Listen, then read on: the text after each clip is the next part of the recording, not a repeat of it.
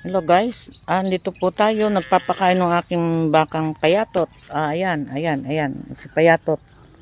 Binabantayan ko kasi ayaw kumain ng damo doon sa aking farm. Yung iba kong bakan doon sa farm ko, walang problema, kumakain sila.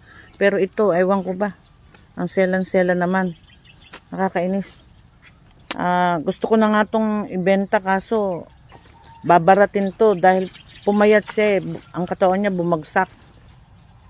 Hindi tulad nung araw na bago ko siyang bili, mataba pa siya. Ngayon, bumagsak yung katawan, kaya gusto kong tumaba muna siya bago ko siya ibenta.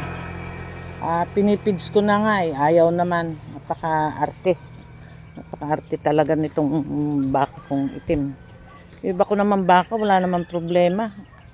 Andun sa aking maliit na farm. Andun yung iba kong baka. Itutuloy na, binili ko kasi ito sa farm. Hindi ko alam na ganito ang ugali nito. Kaya nahirapan ako. Andito ako ngayon sa initan. Nagbabantay ng bakang payatot. Oh, Diyos ko po. Hindi naman pwede pabayaan. At siyempre, sinong malulugi? Di, tayo din.